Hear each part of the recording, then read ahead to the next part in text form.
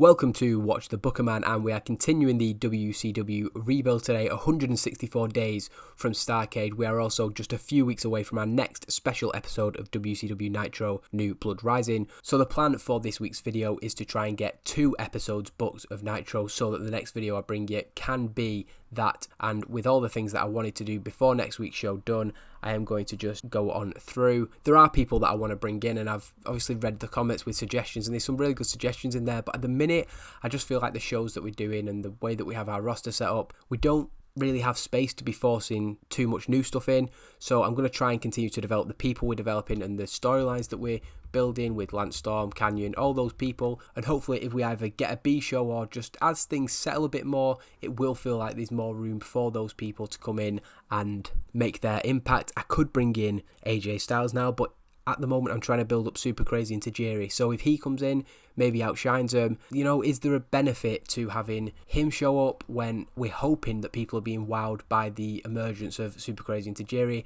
Do we get them established, get them in that position where they may be looking like viable contenders for the Cruiserweight Championship, and then AJ Styles comes in a few months down the line and he changes it all over again, continuing the momentum long term rather than just trying to have everybody on our books straight away? There are a few people who, when they become available, we will be trying to get as soon as we can. I mean, Rey Mysterio Jr., I am not risking missing out on the likes of him. I'm not risking missing out on Ric Flair, so Sting's one further down the line, but we don't want to be bloating the roster with people we don't necessarily need, when in the coming months there are people who I think are much better options. We could bring in certain people on a 6-month deal, but I'm thinking, why not wait and actually build a roster that we pretty much like and have something for everybody rather than bloating it, as I said. Bit of repeating myself there. I do think that Kurt Hennig will be coming in eventually, though. He's definitely somebody who, we need good wrestlers, don't we? That's something that I've noticed. I'm not going to make those signings today, to be fair, but I just sort of, obviously, in complaining in the last couple of episodes, I need to do something about it, and I think what we do need is more in-ring wrestlers. When I first had booking these shows in mind, I thought because we've not got that good of an in-ring roster, we'll just make wrestling less of the focus for the show. So as you've seen, the majority of matches, unless it's Storm or Kanyon or Kidman or Van Dam and the Cruiserweights, to be fair, we are keeping the matches fairly short, which I think just in this era that we're in, more than anything, it's the Attitude Era still technically, or just after the Attitude Era, depending on the way that you look at things. But to keep viewers' attention, I think you can't be having 8-minute matches with Chuck Palumbo and Sean O'Haire. As much as I like them, they're best used in quick, impactful matches, and I think that's the case for probably about 50% of our roster. And then the other guys who can carry the in-ring, we are giving 8, 9, 10 minutes, but also our product means that we can't really have too much wrestling. It's upwards of 55%, and that includes entrances, so that means that we can have about, I think it works out 50 minutes of wrestling on a show, and then knock off, if it's 6 matches, 12 minutes, so it's 38 minutes of wrestling on an hour-and-a-half show. So we need to keep the matches short, basically, but if I can bring in better people to have better short matches, we should be okay. And a good little tip for myself, don't put Ron and Don Harris in television main events and then complain that your rating's not good enough. Good week for Shark Boy. On some positive news, he's dating Donna Derring, and he has won the heavyweight championship of HWA, and now he's going to be squashed by Vader. So what a great week for him. We are now at WCW Nitro. I'm going to look if there is anybody worth giving the night off to here. Is there any point in having Pete Gas here if Rod Rages isn't here? Now, I think I'm just going to stick to having everybody on the show. We don't want to be at the Stuart S. Seagal Arena again. Where should we go? Should we go New England? I'll just pick the best option, and the Portland Exposition Building has been chosen. The booking meeting, we have 148, so as I've said, our matches are the thing that are probably dragging us down a little bit, so I will try and get maybe 2 creative finishes, a bit of a gamble where Booker T's the victor, so he's not actually booked in a match on tonight's show, so I won't be using that tonight, and I'm going to try and get another creative finish actually, and it's likely to succeed with no restrictions, so I will put that on. We've got RVD v Kanyon in the main event, or we've got the opening match between Lance Storm and Billy Kidman. So yeah, I could use that on either of them, or I could save it for another week, because I'm quite confident that RVD v Canyon's going to be a good enough match, whereas if I book a match that I'm not so sure about, I mean, Booker T v Buff Bagwell might need a boost if possible. Angle idea I'm not bothered about. I think I'm going to go for a storyline idea again if we can afford it. A big gamble. I'm going to keep them because I don't really like the idea of using energy and then discarding them, but that's that. Ron Harris has been getting on with Billy Silverman. Kaz Hayashi and Kid Romeo, who I think are both in the same match tonight, had a blazing argument. Johnny the Bull and Johnny Ace had to be separated. I'm going to blame Johnny Ace for that. Jerry Lawler's taking Johnny the Bull under his wing as a protege. That's pretty cool. Jimmy Yang, what needs to be said. and Stacey and Tori. We've got some good people in the back, it has to be said.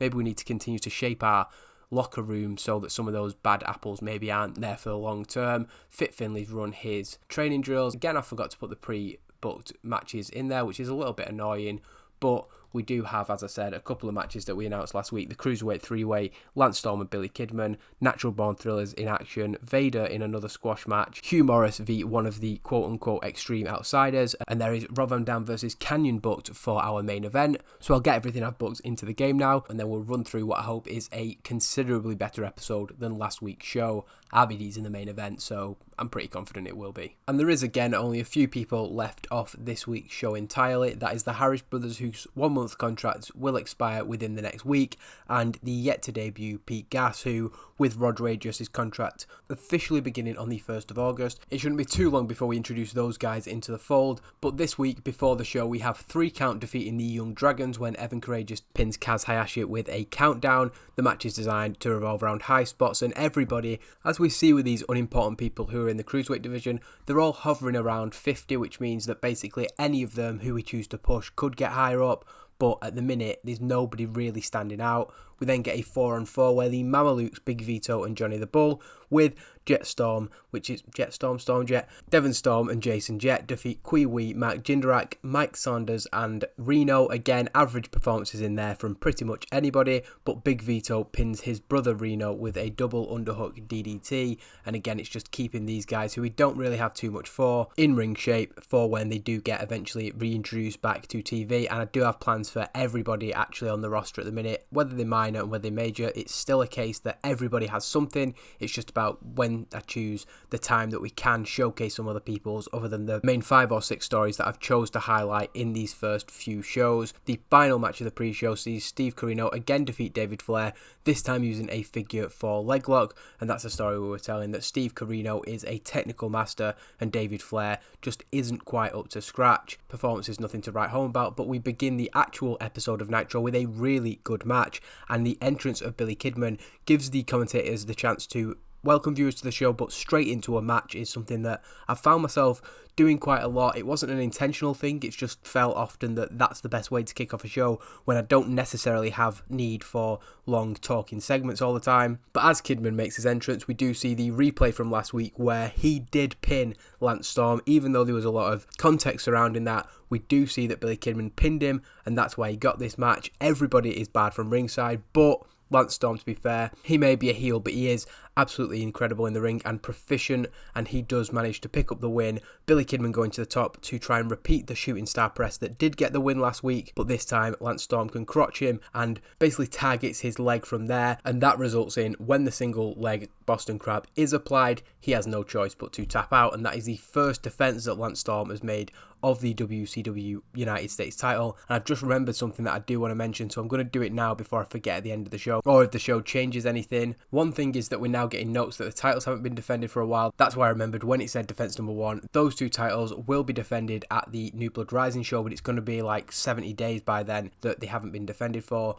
But I just had to make sure that I came back and showed you Diamond Dallas Page is back in warm momentum and is considered a star once again, so really happy to see that. And the other good news actually is that Buff Bagwell has warm momentum, so I will just show you again in the creative screen. We do have those 5 guys still hot, the champions of the company and Shane McMahon, but there is nobody in Who's Not. Just a quick aside there, I will get back to Nitro now, but I really did want to make sure that I didn't forget to add that to this video. Mike Awesome comes out as Lance Storm has his arm raised in victory, looking to add to Billy Kidman's misery post-match with a powerbomb. Awesome quickly learns you should never powerbomb Billy Kidman, as Kidman reverses the attempt, only to be taken down from behind by Lance Storm and thrown into the steel post. Rob Van Dam then runs down, you could say looking to make the save, but also he is desperate to get his hands on Lance Storm and Mike Awesome. He sends Lance to the outside before turning his attention to Mike Awesome. He takes him down, setting up for a 5-star frog splash,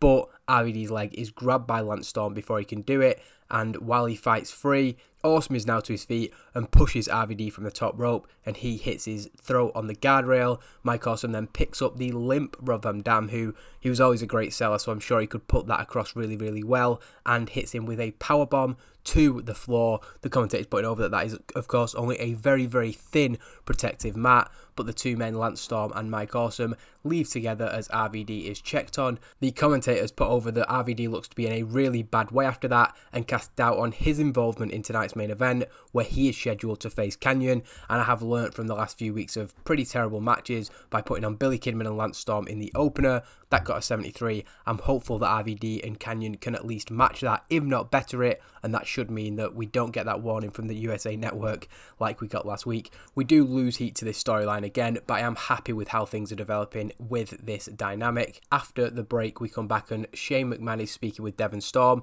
who we hear is now due to subbing for Kanyon, as Kanyon has had travel issues in getting to the show. This is the second time that RVD has been scheduled to face him, and the second time that Kanyon has come up with some sort of excuse, as Shane is trying to explain that he's not even sure if that match will take place and scrambling about to potentially schedule a fresh main event. He receives a phone call from Kanyon. Conveniently, Kanyon says that he's found a solution to his travel issues and he'll be there in time for the main event. Shane explains RVD's situation to Kanyon, but he's kind of unsurprised by this.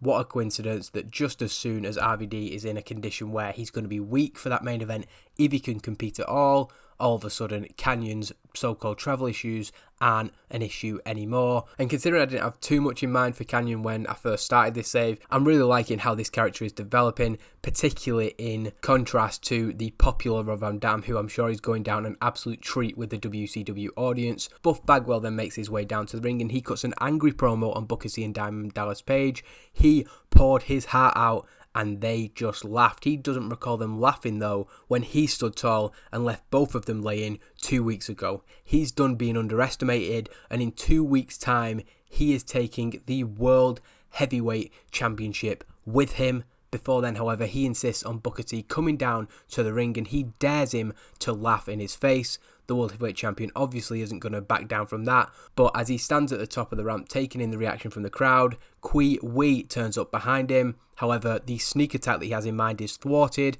when DDP pops up behind the man who's popped up behind Booker T.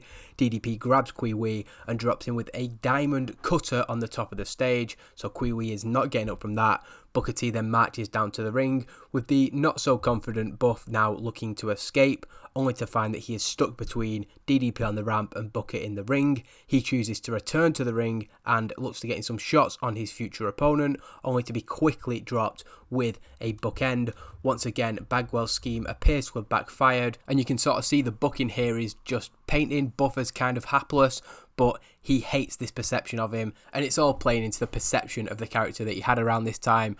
But it is a very, very good segment, gaining heat to the World Heavyweight Championship storyline and pretty consistent throughout it as well in terms of the ratings. So very happy with how that's gone. Hugh Morrus then cuts a passionate promo, perhaps from a corridor or something, about fighting for his brother Lash LaRue tonight. He's fighting for the boys in the back. He's fighting for WCW against these extreme outsiders who don't want to integrate themselves into this great company. He doesn't know if he's fighting Hack or Dreamer tonight, but quite frankly, he doesn't care. Whichever one of them that it is, however, he wants them to have the guts to come out and to fight him alone. Returning to ringside, the commentators say that as a result of their match against the Extreme Outsiders, Shawn Stasiak has been put on the injury list, highlighting the danger of those two men, of course.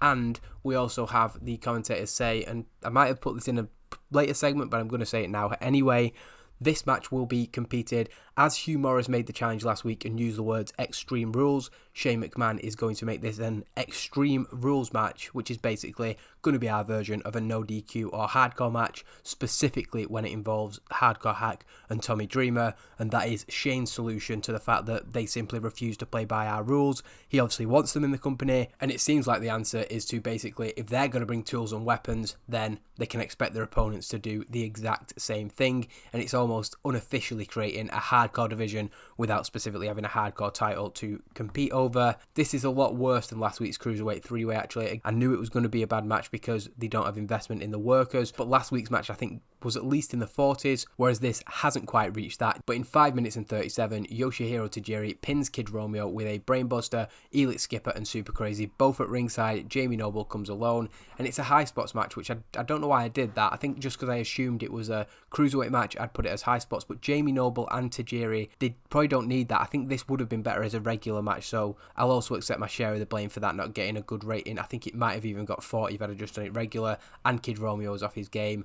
But Tajiri now joins Super Crazy in that three-way match at New Blood Rising. Super Crazy joins Tajiri in the ring, the two number one contenders, partners, mutual respect shown between them, regrouping on the outside. Kid Romeo is helped up by his partner Elix Skipper, who then speaks with Jamie Noble about going back in the ring and taking these two men down.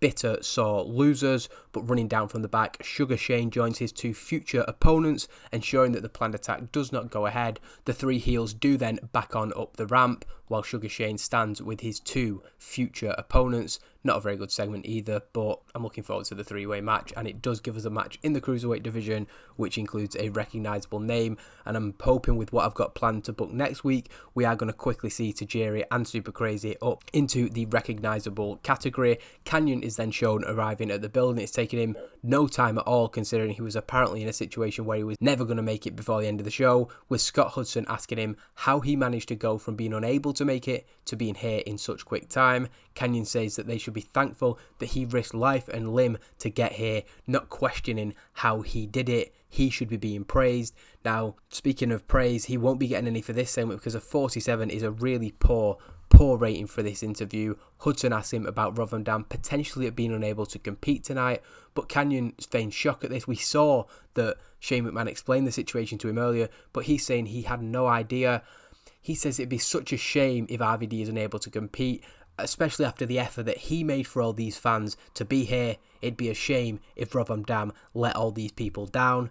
Kanyon says that he's going to give RVD every chance to make it to the main event, but if not, he thinks it's time that they all move on with their lives. Kanyon and RVD have been trying to make this match happen for so long that it just seems that maybe it's not meant to be. Kanyon then carries on into the room as the commentators cast doubt on pretty much everything he said. He's a very insincere character is how we're establishing him here, but like I said, I am enjoying booking this version of Kanyon. A video package shows the increasing list of damage done by Vader since returning to WCW. He's picked up 3 victories in his 3 weeks since coming back. The man they call Vader will once again be in action on tonight's episode of Nitro. We then continue a string of terrible Natural Born Thrillers matches. They defeat Public Enemy in 3 minutes and 49. Chuck Palumbo this time getting the pin after hitting Rocco Rock with a super kick. So this match is even worse because we don't even get to see the Sean Torn Bomb, which is basically the only reason that we'd want to watch a match with these two guys in. They do okay. I'm quite happy with 54 and 51 for them, especially when we're at this stage where they're not even in the positions where we expect them to be. When they get more over, I think they're both going to be really, really good. Bad gimmick ratings for both members of Public Enemy. They are a former WCW Tag Team Champion team, but I'm going to kind of pivot this storyline now because it's been okay to bring in a few nostalgia acts and sort of old teams, but it's just not working, is it? And I do still have an endpoint with this storyline that's quite a bit off, but we're just going to diversify what we define the open challenge as, kind of thing, and maybe take a little bit of a diversion into a normal storyline with the Natural Born Thrillers, but keeping it there so we can bring it back and hopefully heat up the storyline by the time we get to doing what we need to do. And it's as early as later on in this show that we do tweak the direction for the Natural Born Thrillers in a way that hopefully is more interesting. Another former World Tag Team Champions of this company have been defeated, and there is no end in sight for the Natural Born Thrillers. Impressive run. Impressive on paper at least. Not so impressive when you actually watch the matches. And we're losing heat to storylines again here as Scott Hudson looks for an update on the condition of Rob Van Dam in the medical room. He is seen leaving the room and hobbling, but says there is nothing that is going to stop him from competing tonight. He has waited too long to get his hands on that smug, arrogant Kanyon. As RVD continues to walk, he is blindsided by Mike Awesome once again, who throws him into the door of the medical room. Lance Storm then walks in and stands over Van Dam, who the commentators feel almost certain at this point he is not going to be able to compete. It's just too much for one man to go through and then be expected to face somebody as cerebral and effective in the ring as Kanyon. Buff Bagwell then storms into the office of Shane McMahon, telling the boss that he has been looking for him everywhere. Shane says that he's been here in his office the entire night, But Buff says he isn't happy with Diamond Dallas Page getting involved in his business earlier. This has absolutely nothing to do with him. Buff beat him 2 weeks ago, and Shane needs to get that loser under control. He's also not happy with Booker T and demands Shane does something about it. Shane asks if Buff wants him to make a match perhaps. Buff Bagwell and Kiwi versus Booker T and Diamond Dallas Page on next week's show. In fact, he thinks that sounds brilliant, but Buff Bagwell of course doesn't want it. Before he gets to argue his case though, the Natural Born Thrillers come back from their match. Shane tells Buff that he's going to make that match next week, and he hopes that can tide Buff over until New Blood Rising when he gets his World Heavyweight Championship match. He then turns attention to Palumbo and O'Hare, asking what they want. Buff's still trying to protest, but all three men just ignore him. Natural Born Thrillers tell Shane that they want a higher level of competition for this challenge that he's putting out. They're done beating these teams whose best days are behind them. Now with Rocco Rock and Johnny Grunge still in the building, that may cause some tension in the back, but who cares, they're only here on one-night deals. Shane tells them to leave it with him, and Buffy's getting increasingly annoyed at being ignored. This casual conversation going on while Buff's trying to make his point.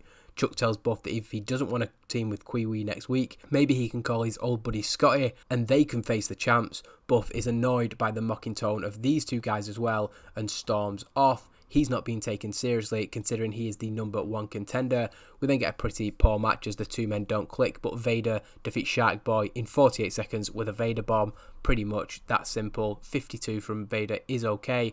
Not much more to say as Vader stands tall, joined by Jimmy Hart. He is a problem for this WCW roster, but we do need to sort of transition him into a storyline beyond just picking up these squash victories sooner rather than later. A video package looks at the wake of destruction left in the path of Hardcore Hack and Tommy Dreamer since they arrived in WCW, with Lash LaRue, Mark Jindrak, Shawn Stasiak and even Stacy Keibler falling victim to the group known as the Extreme Outsiders. Of course, them two and Francine. Jerry Lawler on commentary after the video package explains that he is no fan of Hugh Morrus, but he hopes the Laughing Man beats the extremely crappy wrestlers at their own game. It is explained, as I said earlier, as part of his solution to integrate the two men into WCW. All matches featuring Hack or Dreamer or both will be contested under Extreme rules unless specifically stated otherwise. Sugar Shane then cuts a promo in the back, flanked by Super Crazy and Yoshihiro Tajiri. Strange to see future opponents together like this, but they may be opponents in 2 weeks' time. Next week, however, they will stand together to face Noble, Romeo and Skipper 3-on-3. And again, this is us trying to get Super Crazy and Yoshihiro Tajiri some more momentum and another win next week when they team with a recognisable name, which will mean that the match should also get a better rating. So logic to that there, as well as giving a showcase of three men who will then be in a pretty important match at the special episode of Nitro. Hardcore Hack then defeats Hugh Morrus. We'd expect this in 7 minutes and 20 by pinfall with a senton bomb, probably with a chair on top of Hugh Morrus. Now originally I was just going to give him a clean victory, or as clean as it can be in a hardcore match, but Hugh Morrus complained about it and he is currently angry, and I don't really want to screw him over too much more. I don't want him kicking off and sort of leaving the company or anything, because as much as I have a lot of bad things to say about him, he is a vital mid-carder, one of the more over people on the roster, so we can't be losing somebody like that quite so soon. So we have Hugh Morrus maybe going for the moonsault that he does, with the chair laid across Hardcore Hack and the commentators cheering him on. It looks like he's going to beat Hack at his own game. Tommy Dreamer's nowhere to be seen, but Francine hits him with a low blow, sending him down, and then Hack hits the senton bomb, so keeping strong Hugh Morrus as he is attacked by Francine. And it might mean the match isn't as good as it could have been, but I'm thinking about the bigger picture of not wanting to lose Hugh Morrus. Never thought I'd hear myself say that, but he gets a 55 in a hardcore match, which is decent considering it's not necessarily playing to his strengths, and Hack with a 63. Very, very happy with that. There is a lot of potential on this roster when we do get people over and gaining momentum, so yeah, positives there. Francine and Hack stand tall in the ring. Tommy Dreamer joins them as they stand over Hugh Morrus when it looks like the pair might not be done with Hugh Morrus. Now all three of them are here, they might want to do even more. Lash LaRue comes out with a neck brace on. He is still in a lot of pain. He's not even able to run down to the ring, but he provides a human shield to the man who has stood up for him, who has fought his corner and puts his body in the line of fire. pulling Lash LaRue up by his neck brace, which obviously caused him to yelp out in severe pain. Tommy Dreamer looks Lash LaRue in the eyes and tells him he'll see him next week. He then holds him in position as Francine kicks him in the balls as well. Dreamer then throws Lash back on top of Hugh Morrus, and the two men are left laying by the Extreme Outsiders. The commentators are once again questioning the MO of these men. Why are they here? Why are they doing the things that they're doing? And Jerry Lawler adds that whatever their MO is, he hopes that they don't succeed. And we will be looking to move them on after, major spoiler ahead, Tommy Dreamer beats Lash LaRue next week. Putting over the severity of the situation, we see that Shane McMahon is now paying a visit to the medical room. Rob Van Dam, the victim of multiple attacks from Mike Awesome, and Shane wants to personally check on him. It's his main event. He's going to have to act pretty quickly if he wants to reshuffle the deck, so he asks the doctor for an update on Rob's condition, bypassing RVD himself, and based on that information, it's basically advised that Rob Van Dam sits this one out. In a week or maybe 2 weeks at the New Blood Rising show, Shane will give Rob his match with Kanyon, but RVD's saying it's been weeks now. There was an excuse last time. There was almost an excuse this time. He needs to get his hands on Kanyon, and he needs to get his hands on him pretty quickly. Whether he is 100% tonight, he is going to the ring and he's going to make Kanyon pay. Win, lose or draw, he's going to go down swinging. Now, I've written this in the segment here about Mike Awesome and Lance Storm. I don't actually want Shane to say that, so let's pretend I never typed that in. What we want to say is that Rob wants to challenge Mike Awesome next week and then Lance Storm for New Blood Rising. So I said it as if Shane was suggesting that. What I wanted it to be is RVD saying it, but McMahon tells the doctor, check him. If he can compete tonight, then RVD, it's on his own head.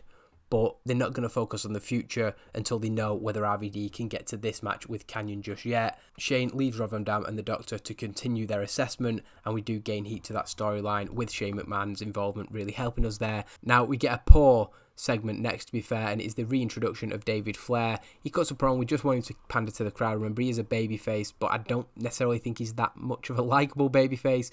So he puts over how much WCW means to him. He's grown up with this company, and while he doesn't know whether his father will ever return to the ring again, he does vow that WCW will always have somebody worthy of carrying the Flair name. He may have been made a victim by Mike Awesome at the Big Bang, but he isn't out here seeking revenge. He's not going to call that man out. Mike will get what's coming to him someday, but that's not why he's here right now. David Flair says that it is his mission to work harder than anybody in the locker room, and we really want to play into the sort of eye-rollingly obvious angle of him wanting to do his father proud and become a champion once more. The reason that we're leaning into that is because basically Chavo Guerrero comes out and tells David Flair that a lot of what he said resonated with him. He too comes from a wrestling family background, and it sounds like they have a lot in common and the same goals in mind. He's very earnest and very sincere, and Flair offers a hand of respect to Chavo in response to this, but Chavo instead tells him the only difference is I have the talent to do it. Chavo then slaps Flair in the face and walks off. So this is supposed to be a heel move from Chavo, but to me, I don't know, that might have got a pop from me at the time, but Chavo then walks off. David Flair angry and offended, and as Chavo reaches the top of the ramp, David challenges him to a match next week. Chavo wants at the top of the ramp, turns back, points and tells him, you've got it. So Chavo Guerrero and David Flair will take place next week, and hopefully the 34 is improved upon, and I think with Chavo Guerrero being involved there, it certainly will be. But this is another thing, I've had Chavo on my roster for all this time and not really used him. He lost that match to Shane Helms, then we've given him a couple of weeks off. When you've got a limited amount of good wrestlers, it's probably not the wisest decision to, for example with Chavo Guerrero, not have them in matches. And then with Kanyon, I've had him sort of chickening out of matches, which I think from a character development point is a really good trait, and I'm enjoying that part of his character. But then you think, well, we've got somebody who's really good in the ring. Why would it be the case that you'd not book him in a match since Big Bang? So because I'm booking forward without sort of big future plans specifically beyond the build towards Starrcade, I am making a few oversights in this first few months and weeks, and hopefully rather than being frustrated with it, you will enjoy that this is a learning curve for me, and we might look back and laugh at all this in 6 months at all the terrible decisions that I've made. And it could be the case that WCW is in an even worse position than when it started, but who knows. It's not always about everything being a home run and a success.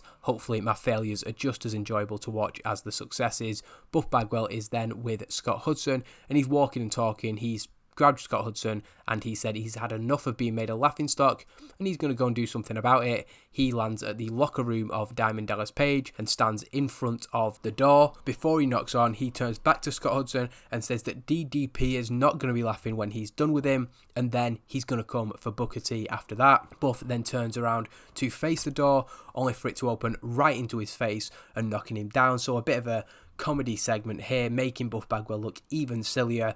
Diamond Dallas Page bursts out into laughter as he leaves the room. Even Scott Hudson can't help but crack a smile as Diamond Dallas Page addresses the viewer watching down the camera lens. You're looking at your next World Heavyweight Champion. Of course, he laughs at that notion. It's a sarcastic comment because basically the way we're building this World Heavyweight Championship match is that Buff Bagwell has no chance. And am I doing that so that can shock you in the most elaborate way? We'll have to wait and see in 2 weeks' time on New Blood Rising. How appropriate would that event name be for Buff Bagwell becoming the World Heavyweight Champion for the first time? I'd love to think there's a few people out there who are convinced that that's a possibility, but we do gain heat to the World Heavyweight Championship storyline before another disappointing segment really from Chris Kanyon. Maybe we need to give him less promos and more ring work. Kanyon comes down to the ring and lays it on really thick about how disappointed he will be if Rob Van Dam isn't able to compete tonight, and even more, he'd feel so bad for Rob's fans after they have paid their hard-earned money and the guy who promised he'd compete for them tonight isn't able to do so. He guesses that Rob is proof that the flavour of the month doesn't always equate to lasting success. Kanyon says that he won't humiliate Rob any further by getting the ref to go through the motions of a count-out victory. He's happy, he's graceful enough to accept this just as a victory by forfeit. Nothing more needs to be said. The two men can go their separate ways, do their own thing, and maybe one day RVD can sit under the wing of Kanyon and learn about maintained success in professional wrestling, because what he's doing right now clearly isn't working. Kanyon then goes to leave the ring. With all that said, when the music of Rob Van Dam hits, we obviously weren't going to screw viewers out of this main event, and wow, an 81, the best match that we've done. I'm pretty sure, I will check that actually after the show, but I'm quite sure this is our best match by a few points, and it says it's a steal the show match because we do want them to go all out and basically showcase their innovative styles. Chris Kanyon is just as impressive in the ring in his own way as Rob Van Dam, albeit with a 61 performance compared to RVD's 78, but the creative finish being a success definitely gives this one a boost. Kanyon in control of a lot of the match, RVD trying to do his high flying moves, but his body is failing him. Eventually though, he fights from underneath as Kanyon looks to have the match won on a number of occasions,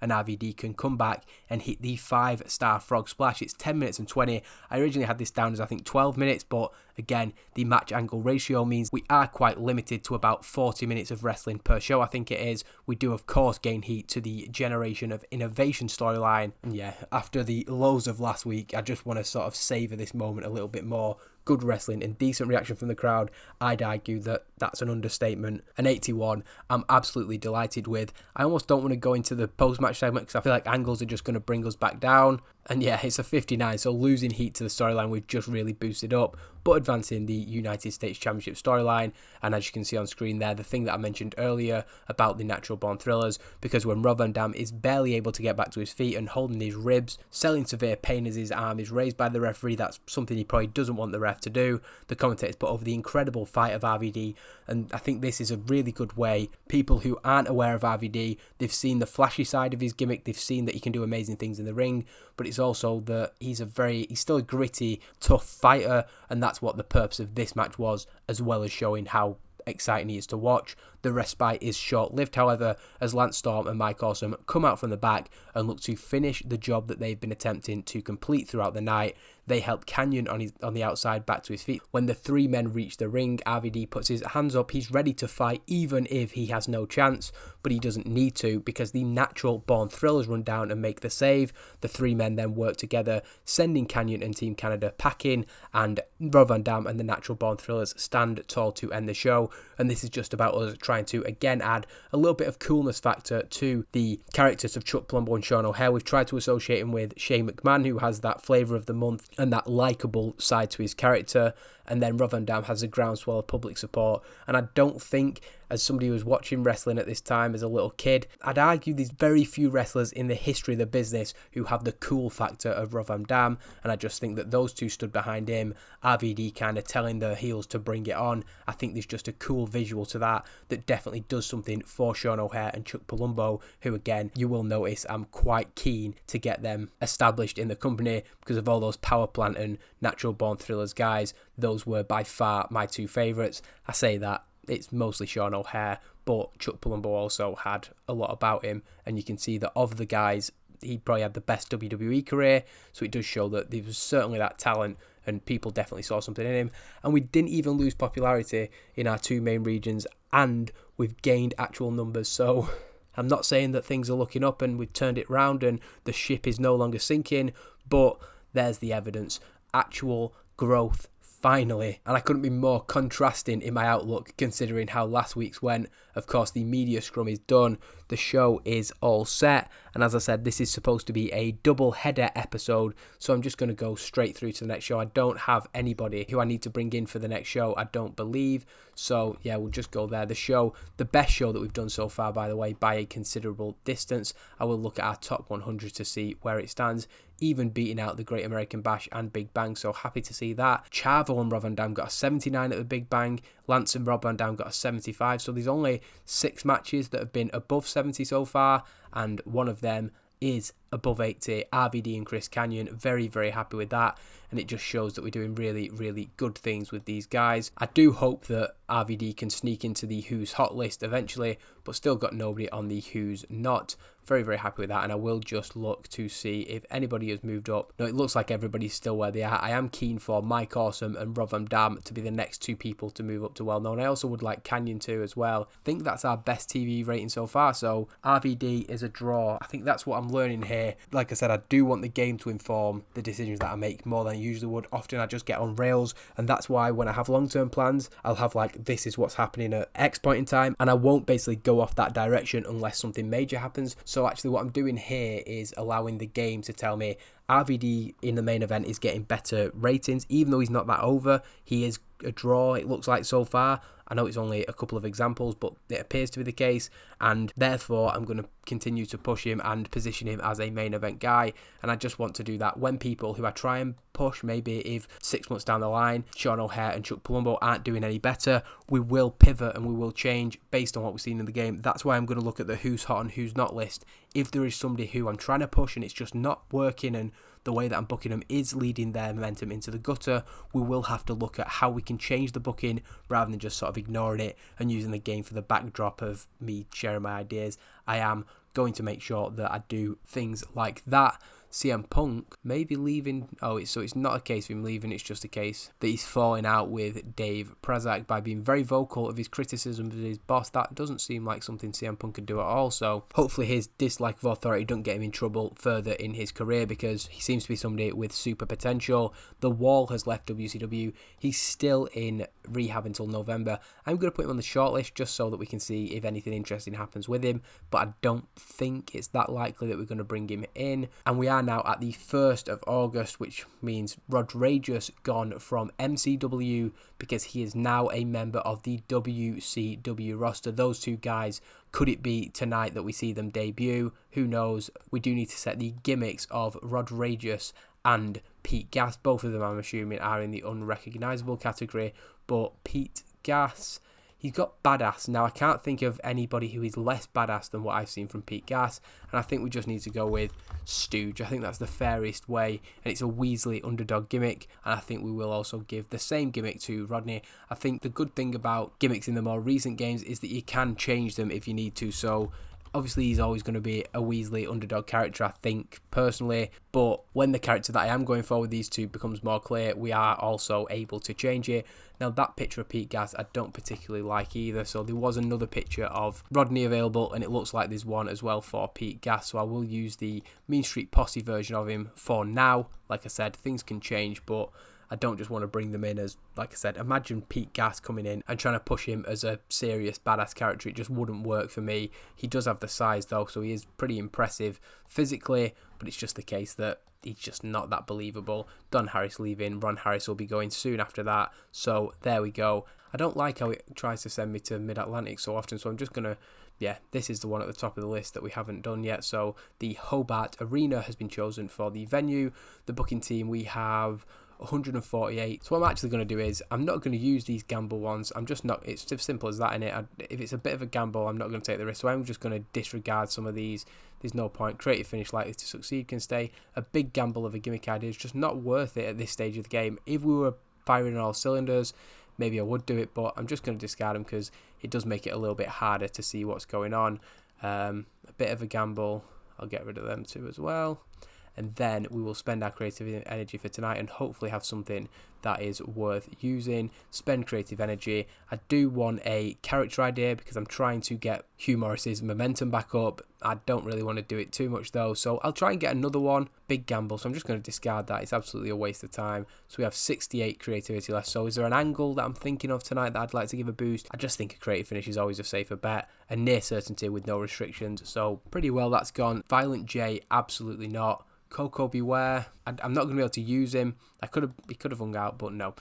17 backstage things. Kanyon and Charles Robinson. Fit Finlay. This morale officer probably needs to be changed. Noble and Tajiri now travel buddies. That's cool. I like that. Francine and Don Callis are seeing each other. That's pretty interesting, to be fair. We will now go into booking the show, but first I'm going to put that character idea on Booker T. Is it creative idea you go to and then deploy creative idea, and it was a success. We've got some matches pre-booked that I've again forgot to put in. I will see you on the other side for the final episode, and this is sort of the go-home show to that big New Blood Rising show next week. So this is going to have to be a good one to get all our storylines in place for that big event. And with this show now booked, I want to go back into something that I actually mentioned in the previous episode, and that's that sometimes I'll book a show with pages of notes or a Google Drive document like I said. Sometimes I just have last week's show and what I want to do this week. So I did have a list of the matches that I'd set up for this week's show, but I literally just booked this show entirely in the game. We've got 4 people not used: Pete Gas and Rodney, the Mean Street Posse, and the Harris brothers, whose contracts I think should have expired by the time we get to the next show. But I just want to know if people feel like there is a difference between the shows. Like the first episode in this video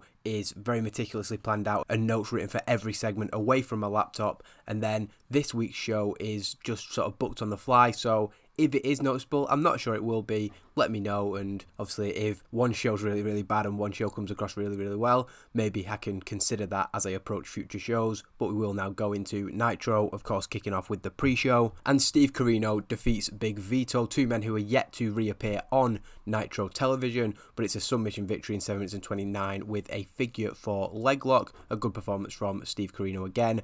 The Young Dragons then reverse the result of last week's match against 3 Count with a potential cruiserweight tag team division in mind in the future. Just seeing how these guys do, getting them used to working each other, and it's of course a high spots rated match that gets a decent rating. Very little else to say on that wasn't covered last week. And then Storm Jet, a tag team whose name I think I'm going to have to change because Devon Storm is going to go by Crowbar. I think I prefer that name, it's more unique to him. But they defeat Mike Sanders and Reno in 5 minutes and 51, and we give Jason Jet the win with a crash landing to Reno.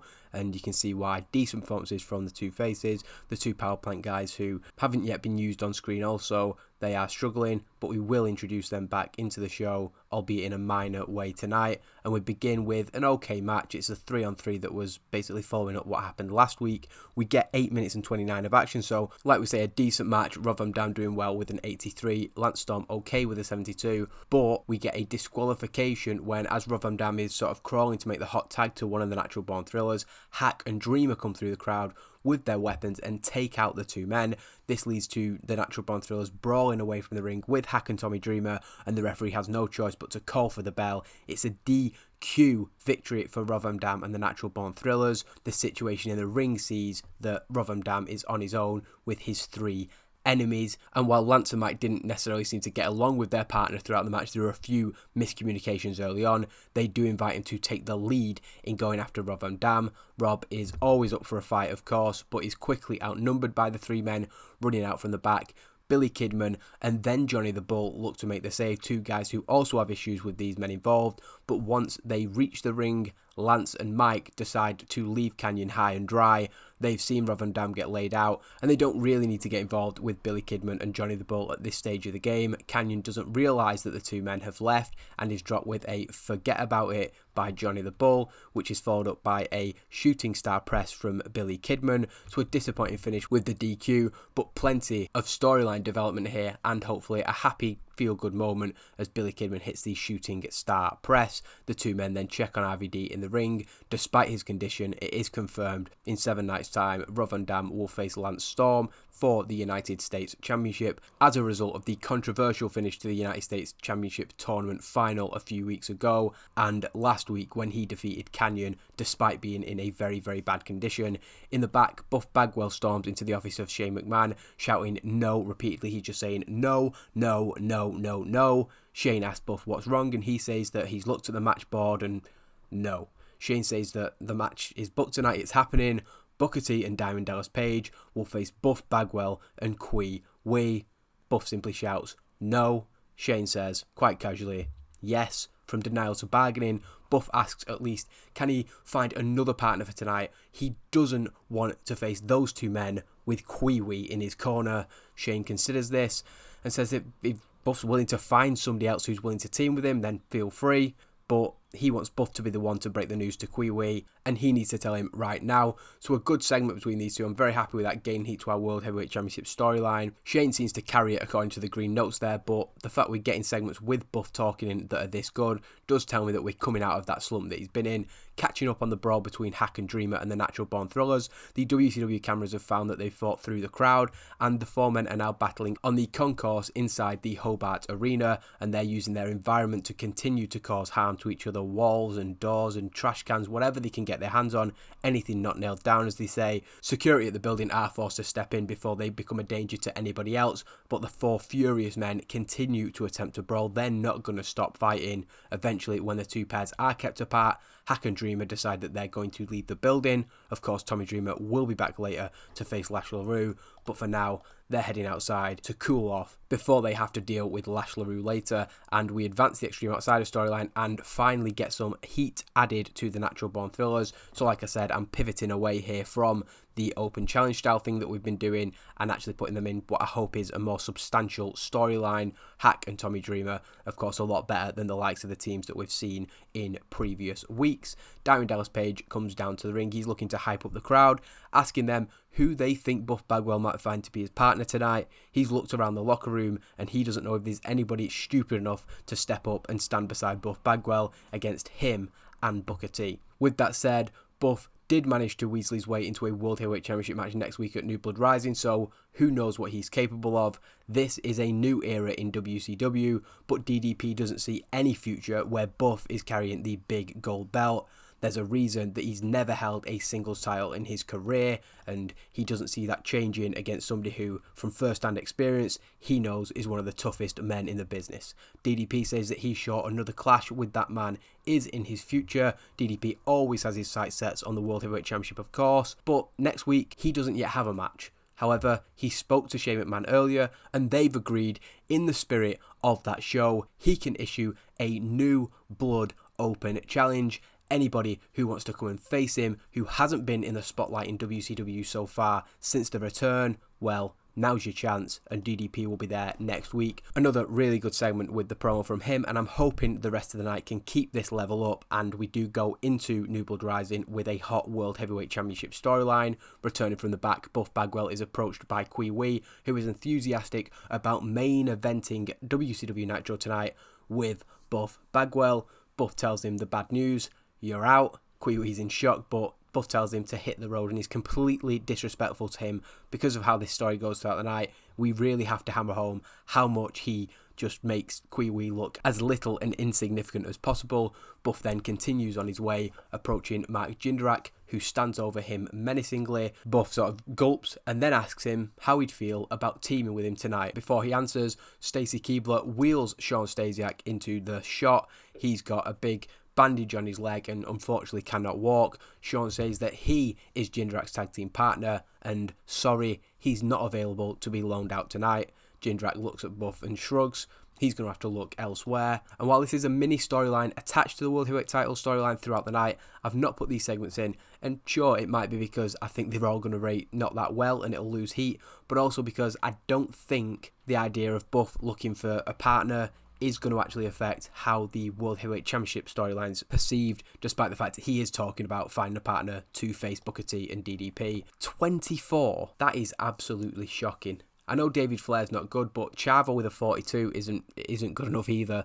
They don't click, and it's a short match, but wow, that is bad. The story that it was designed to tell was that David Flair is plucky and he is got that fire in him because he's so desperate to prove himself, but Chavo is considerably better than him in the ring, a much better technical wrestler, and that is the difference as he wins with a brainbuster in 4 minutes and 1. Decent reaction from the crowd, but terrible wrestling. Clearly with a 24, things just did not work in any capacity between these two men. I put David Flair as the only man on screen there by mistake, but Chavo Guerrero is the one standing tall, celebrating his return to action with a decisive win over David Flair. Perhaps more of the focus is on Flair after the match actually, because the commentators are putting over how dejected he looks, having built himself up and fired himself up for his return to action. He struggled to put up too much of a fight against his opponent. Again, he was resilient and he didn't give up easily, but he also didn't get too much offense in during the 4-minute match. In the back, the furious Natural Born Thrillers return to the office of Shane McMahon, and they say that nothing has been done about the Extreme Outsiders until now, and that is what happened. So they've always been very casual and friendly with Shane up until this point, but even they are snapping after what's happened earlier tonight. But luckily for Shane, they are willing to be the ones to do something about it.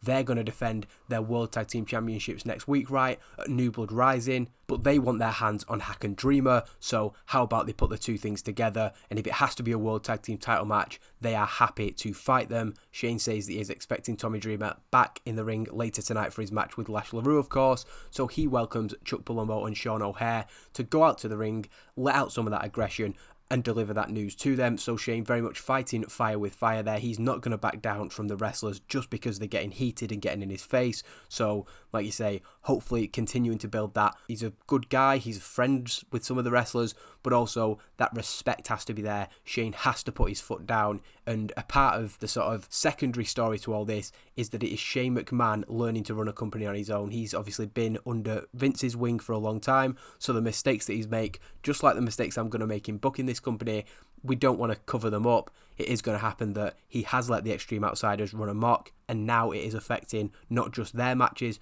but stuff involving other people. So yeah, that's just the other layer to this storyline that won't feel that relevant now, but in 6 to 9 months, the fact that we've started the threads now will make the payoff to where things develop all the more better. I know I'm talking very, very long term there, and I don't specifically know how that storyline will play out, but it's just good to have that there, that we've got this interesting nuance to Shane's character. A video package then recaps the run of Vader since returning to WCW. He's picked up 4 victories in 4 weeks, and he'll be competing tonight once again. He's also wrestling in Japan for Pro Wrestling Noah, where the commentators say, despite him having a 7-7 record out there, we skip over that. According to our propaganda, he's been just as dominant. He's going to appear again later tonight. Sugar Shane, Super Crazy and Tajiri, the 3 men who will be competing in the Cruiserweight Championship match next week, defeat Jamie Noble, Romeo and Skipper in a follow-up to what happened last week. Sugar Shane, the champion, does get the pinfall, with Jamie Noble taking the vertebraker. Again, revolved around a lot of high spots. Sugar Shane head and shoulders above everybody else,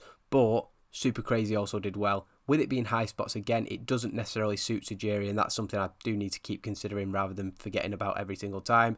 Paisley did some good work at ringside, because I just randomly stuck her as Jamie Noble's manager, although maybe she'd suit Romeo and Skipper a bit better. Anyway, she's out there, and we gain heat to the Cruiserweight Championship storyline and advance it as the 3 competitors stand tall. They've worked in tandem really, really well. We want to put over that they've got a lot of teamwork despite them being opponents in future, so just that weird little juxtaposition. But the 3 of them will be rivals next week in a match that the commentators simply cannot wait to see, and while I think the famous triple threat is Little Guido, Super Crazy and Yoshihiro Tajiri, it's not too bad of our own little personal spin on it to have Sugar Shane in the fold there. Heading to the catering area, Buff Bagwell approaches Mike Sanders and Reno, so like I said, they do finally make an appearance, scraping the bottom of the barrel, it has to be said. I am a little bit too negative about some people on the roster, but I just mean in the perception of the fact that I've not found anything for them yet, and now all of a sudden they're the guys that Buff Bagwell's going to. They are shocked to be spoken to. They were just eating their food and in deep conversation, expecting another night off essentially, given that they've only appeared at the Great American Bash a few weeks ago. Buff kind of snubs Mike Sanders though and asks Reno if he's willing to team with him tonight, and you can see immediately this gets under the skin of Mike Sanders that he's not being the one considered, and he adds insult to insult by saying it's not like they've got anything better going on and letting out a little laugh. This does rub both of them up the wrong way, and Reno goes face to face with Buff Bagwell. Mike Sanders then gets up and says, you know what, we're good. We have much bigger plans for our return to action anyway. They've heard something else tonight that interests them, and actually they're going to go to the man in charge and sort that out right now. As they walk away, Buff seems to be completely out of ideas. He continues walking and comes across Hugh Morrus, but stops short of even asking him when Hugh stops in his tracks and shoots him a very, very stern look. Buff is then approached by Scott Hudson, who asks for an update. What other ideas does he have in his search for a partner tonight? Buff assures Hudson that he has a plan. He then takes out his phone, makes a call. However, when he speaks to Jimmy, and he's in a very over-the-top, very, very friendly manner, it still doesn't get him anywhere, because the Jimmy Hart who he's speaking to does not offer the services of Vader to Buff Bagwell, although that might have been a nice partner for him. Returning to the ring, we see the King's Court has been set up with Jerry the King Lawler taking his spot in the ring as he recaps what's been happening with the Extreme Outsiders, and his guest tonight is Hugh Morrus. Now Jerry takes the time as he's introducing the situation, the segment, to take the shots at Hack and Dreamer that he has been doing throughout the entire time, and he's hearing that they might be getting a World Tag Team Championship match next week. He thinks that's an absolute joke, if he's completely honest, but when Hugh Morrus comes out, he says that he doesn't necessarily agree with a lot of what Jerry Lawler says, but apart from Jerry, nobody else seems to be speaking out against these guys, and after losing to Hack last week thanks to that Jezebel Francine, or whatever word he chooses to use, he fears that he's fighting a losing battle. He's going to be there for Lash LaRue if he needs him tonight, of course, but he says that he doesn't know how much fight he has left in him when these guys are running down, doing what they want, and getting offered title shots in return. He doesn't see the point in fighting for a company that doesn't seem to want to fight for itself. Jerry Lawler, of course, encourages this anti-Extreme Outsiders talk, saying that he could not agree more. He is disgusted with the decisions of Shane McMahon. Coming out from the crowd, Hack and Dreamer make their return to the ring, with Jerry Lawler, who has got a big mouth but doesn't want to be on the end of a steel chair and a Singapore cane, leaving the ring. He wants nothing to do with them. Hack and Dreamer don't go as far as attacking Hugh this time around, however, instead demanding he sends Lash LaRue out to come and take his beating. So we use Jerry Lawler here again because he is that anti-extreme voice, but also because I know that he's very good. He's one of the most popular people we've got, and he has very good entertainment skills, so using that where we can to gain heat to a pretty good storyline that's actually now starting to go in the right direction after struggling a little bit.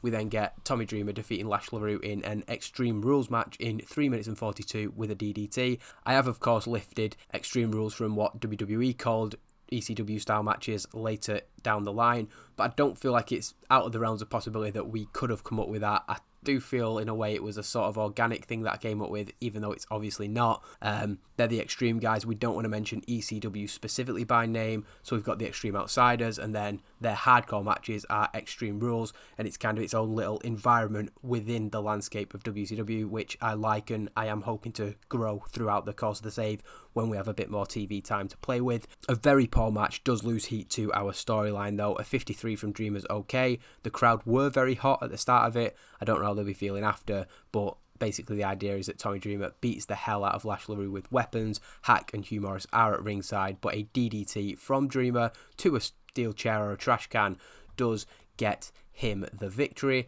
And as Hack joins Dreamer in the ring, Hugh Morrus checks on Lash LaRue, who is clearly in a pretty bad way. The commentators do put over through the match and afterwards maybe he rushed back a little bit. Of course, last week he had that neck brace on. This week he was competing in a ring. So, yeah, maybe he's rushed back and it's probably setting back in his recovery overall. Hugh Morrus looks absolutely defeated as he carries his fallen partner up the ramp. He's going to have to go and regroup. But Chuck Palumbo and Sean O'Haire confront Hardcore Hack and Tommy Dreamer, and they make the challenge next week on New Blood Rising. Natural Born Thrillers versus the Extreme Outsiders. Hack and Dreamer look at the champions, then look at each other and walk off, heading back through the crowd, so they don't necessarily give them an answer. The Natural Born Thrillers call them typical bullies, but they understand when it comes to two people who look like Palumbo and O'Haire, they don't want anything to do with them unless they can attack them from behind. That's why they're even willing to sweeten the deal to these two cowards next week by defending their championships under those so-called extreme rules. The choice is theirs: take the match, or the Natural Born Thrillers will come and find them and kick their asses anyway.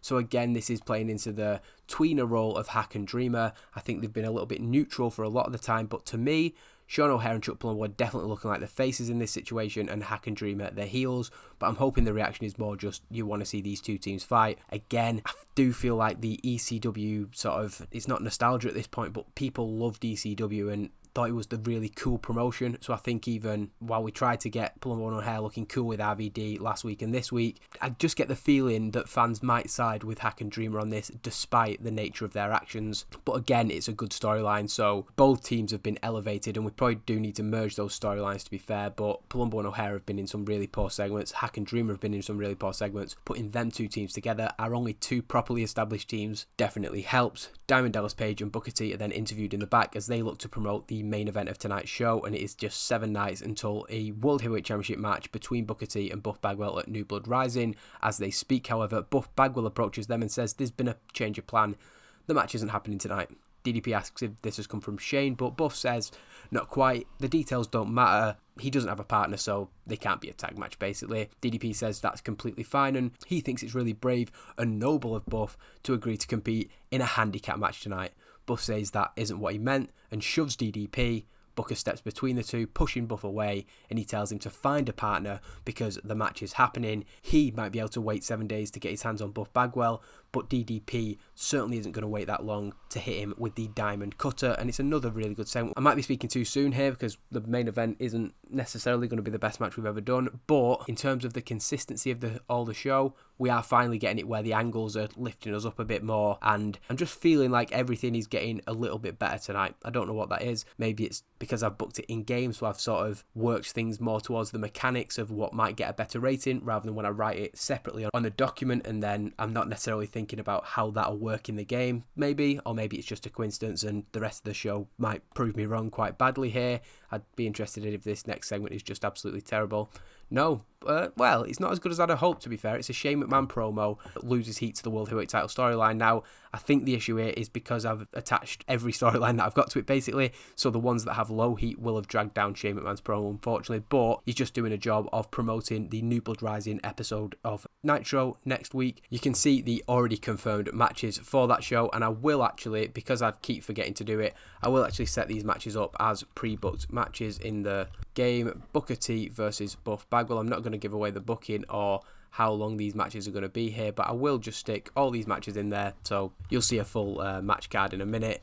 And I do think actually we've put together a pretty good card. We've obviously got Diamond Dallas Page's Open Challenge in there as well, and I do think that it definitely feels a cut above the rest of the match cards that we've had 4 episodes of Nitro so far, and to me that's what's important. You can't just call it a special show for no reason, although you could argue I did that for the Great American Bash. Shane says that he's also expecting to see some more new blood appear on that show, not just potentially Diamond Dallas Page's opponent, and he hypes the event as best he can, only getting a 66, so not doing that good of a job, but he wants this to be a showcase of everything that is great about the new WCW, so you can see that I've got a lot of criticisms of what I'm booking myself, but when it comes to the on-screen products, we have to do everything we can to say things are hunky-dory, and we gain heat to more storylines than we lose heat to, so overall a good thing. We then get a not-so-good segment as we see stood outside the office of Shane McMahon. Buff Bagwell is waiting for the man in charge to come back, and a little bit of panic is setting, to be fair. Time's running out for him to find a partner. Team Canada walk past Buff at this point, and he asks them to hold on. He knows they've already been in a match tonight, but how does Lance or Mike feel about stepping in tonight? Lance asks why they'd do that, especially for somebody like Buff Bagwell. Buff stops and thinks, and the only reasonable explanation he can come up with is because I'm Buff, I'm the stuff. Lance cuts him off and says, and that's quite enough.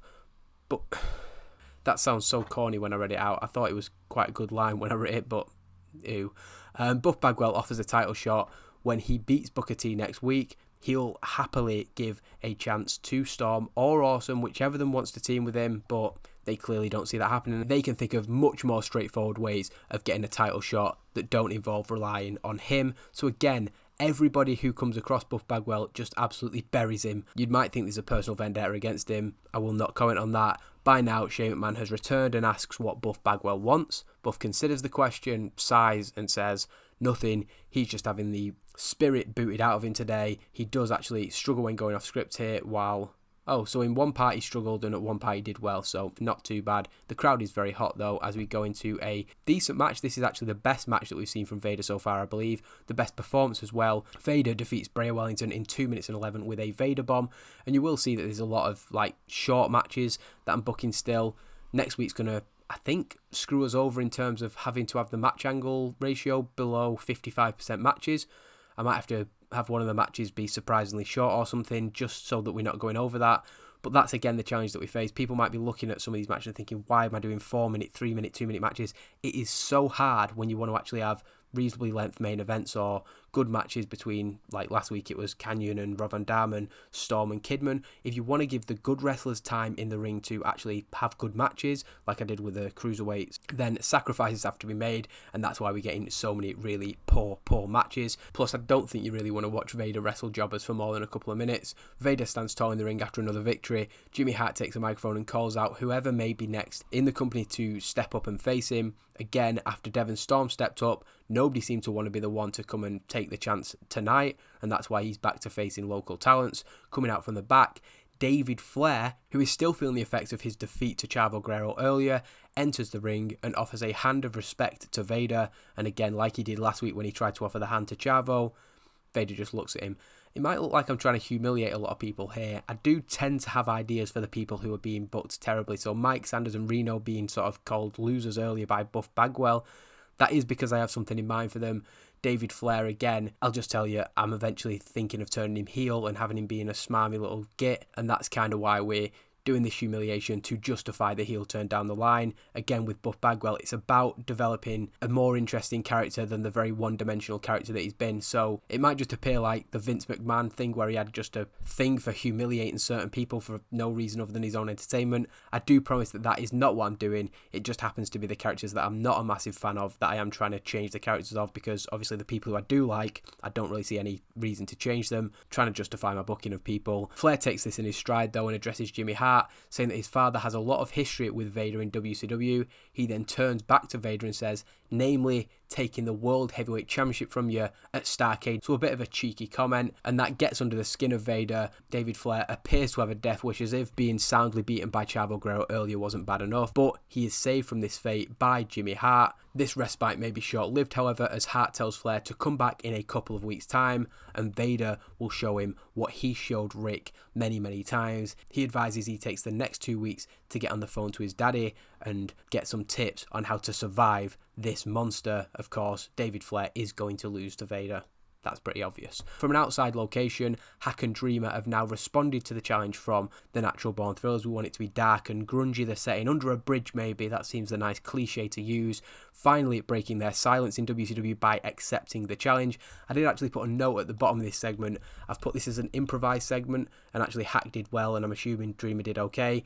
I've put this improvised rather than scripted because the verbiage I used in this segment just felt like something Hack and Dreamer would ever say. So this is the content we're giving them, and then it's their job to improvise it into a way that they'd speak, because they tell Palumbo and O'Hare that they didn't come to this company to target champions, and they aren't here with the agenda that people think they are. They're not here to represent a company that is dead and buried. They certainly won't be getting any t-shirts printed with that Extreme Outsiders BS tagline. This place is full of weak people who cannot compete with the level of violence that they bring to a WCW ring. The company they came from may be dead, but the warriors that it forged are spreading to every corner of the professional wrestling landscape. Shane McMahon doesn't have a problem with these two men. he has a problem with his roster, and they are the antidote. They're going to prove that next week by taking the World Tag Team Championships. They didn't necessarily want them, but if that's the job that's been handed to them, that's exactly what they're going to do. I just feel like the message that I'm putting across there doesn't suit the way that Dream and Hackett say it, but it's just about saying we're tough and we're extreme, and the fact that we were out on our asses and watching people like Chuck Palumbo, like Sean O'Hare, Jindrak, Hugh Morrus, Lash LaRue, who don't hold a candle to them in their opinion in terms of the violence they can bring. So that's where their motivation comes from, but I think that they'd say it in a very different way to how I did. Approaching Kwee-Wee with a grimace on his face, Buff Bagwell says that he's got great news, Kwee-Wee's back in. Kwee-Wee does give Buff the cold shoulder here, but Bagwell says that he was just kidding with what he said earlier. He was always going to team with Kwee-Wee. He just wants to fire him up, and knowing that there's that angry Alan inside him, he knows that's exactly what he will have done. Kwee-Wee seems somewhat swayed by this, smiles asking, really? Clearly lying through his teeth. Buff says, of course. Now let's head down to the ring for the main event. So who can guess what the result of this match is? We'll find out after this Rob Van Dam interview. He's asked about his opportunity against Lance Storm next week. The United States Championship is on the line, and he goes back to the debut of Nitro where he was defeated by Storm in the finals of the United States Championship tournament. But last week he put Kanyon down for the 1-2-3. Rob knows he may have to deal with Kanyon again in the future, and he's sure that Mike Awesome will have his part to play in RVD's story in the company, essentially. Obviously, again, that's not the words that he'd use. Van Dam, however, insists that when it comes to just him and Lance Storm, with the title on the line, there is nothing that he's going to let come between him and victory in that match. So it doesn't even advance the storyline for some reason. I can't think, but I'm sure. Oh yeah, because I forgot to put Lance and Mike as off-screen people in it. That's unfortunate, but we go into the main event. A 73 with Kwee-Wee off his game. The creative finish must have done a lot of lifting there, or maybe the fact that we've got a hot storyline associated to it. I will look in the dirt sheet because that's absolutely bizarre. It's done to a hot crowd, but a lot of penalties there. A creative finish was obviously a massive success, because I can't see too many other positives. Buff and Kwee-Wee have great tag chemistry despite disliking each other. But yeah, I suppose it's just having the big stars in the big match, and they're not Ron and Don Harris, so that probably helps massively. But it's quite clear Buff doing everything he can to avoid Booker T and Diamond Dallas Page here, and then Booker T hits Kwee-Wee with a bookend, and it's designed to tell the specific story that Kwee-Wee is not on the level of these men, that Buff Bagwell is not happy to be in this situation, but next week he does have a World Heavyweight Championship match. And now I wasn't necessarily happy with this show as I'd gone through it. Like I said earlier, I would like to know what people think of it overall, because I didn't feel like it was a satisfactory episode. It felt like we put all our eggs into the basket of next week, and it means that there's sort of not much of a well to draw from this week.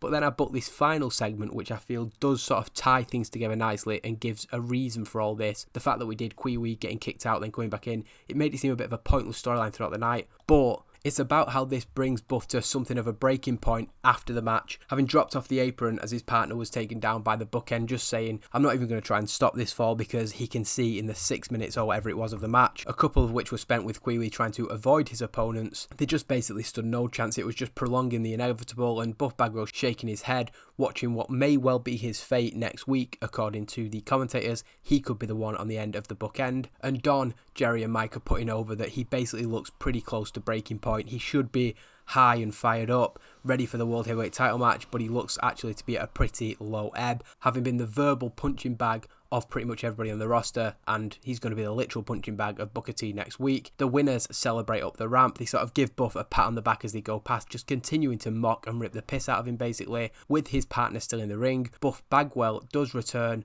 and brings Kwee-Wee back to his feet. This isn't an act of altruism though, as he drops to his knees and low blows Kwee-Wee. I've actually only just noted that this is a really good segment as well, so I'm absolutely delighted with this. That's really, really good to see. Buff Bagwell has snapped. I do think this is a good segment that I've put together, to be fair, so I am really glad that it's gained heat in the go home segment to our World Heavyweight Championship match. I do think it deserves it. I just didn't expect it to be this good. Bagwell then heads to the turnbuckle, hitting a blockbuster to Kwee-Wee as he stumbles back to his feet. Buff then looks to leave. He's let his frustration out, but it's still there. He can't let it go. He turns back around, lifts Kwee-Wee back up, and hits another blockbuster. So it's quite a convoluted move to hit, so it just looks even more weird, I think, to see him doing that. The commentators put over how Buff Bagwell being seen as a rank outsider has clearly got to him, and this is the reaction of a man being put pushed and pushed to his limits for week after week after week. I almost feel like I'm building to a face turn for him here because I'm kind of starting to feel sorry for him for what I've done to him, but I really do think we've got a very good storyline for him coming around the corner.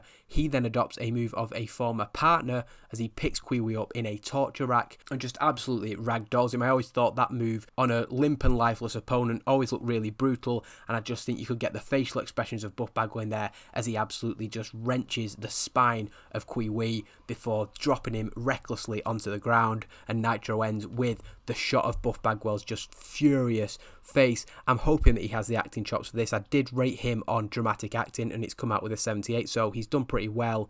It's 7 nights before he challenges for the World Heavyweight Championship, and I'm hoping that in knocking him down, seeing the reaction from him does build him up, and the commentator suggests that after this, Booker has no choice but to take the threat of this Buff Bagwell seriously. So I'm hoping that 5 weeks of build in one direction, and then just the shocking moment here and the brutality and the violence and the seriousness that you don't necessarily expect from Buff Bagwell does make for an interesting end to the show, and a 72 does mean I think it's our second best show so far. We're making money as we do every single week, but still do actually lose. That's a little bit unfortunate, but we gain in others. That is this week's show, a double header. Again, I'd like to know which show you thought worked better. I think they were both good in their own ways actually in retrospect. The Rock has become the figurehead of the WWF. That's interesting. I wonder if that affects how Stone Cold feels in the company. He's now going into a feud with Big Show, so not quite the top level stuff that he'd want to be doing, but we get a lot of praise for our show. Ken Shamrock has won an MMA fight, so that's pretty good. He'd been training hard for the fight, so does that mean no? So it's still next month that he's back, but Ken Shamrock is somebody on our shortlist, and when you look at his popularity, when you look at his skills, and the fact that he has that legitimacy, I'm not even sure if he won the fight, to be fair. And of course, yeah, it's MMA victory, so of course he won. Don Harris gone from the company, that's good to see. Kid Romeo getting praised by Booker T, that's pretty cool to see, happy with that. And the viewership is back down from last week, but I'm not too heartbroken about that because we are putting our eggs into the basket of that WCW Nitro New Blood Rising special for next week, and we do have those 4 matches pre-booked as well as Diamond Dallas Page's open challenge. The storylines are very hot, extremely cold, but yeah, that's fair enough, they had an absolutely stinker of a match. Very hot, a little cold, very hot, a little cold for the cruiserweights, which is a shame, but a little cold isn't too bad, and then hot for the United States Championship storyline and extremely hot for the World Heavyweight Championship. So considering where we were a few weeks ago, I don't know if I showed the storyline screen, but it was a pretty dire situation that we found ourselves in, and I would say we've done a good job in bringing everything back together. The Natural Born Thrillers Extreme Outsiders kind of came together late on, but definitely happy with how the booking of that turned out, and I do think we've given a little bit of legitimacy to Buff Bagwell.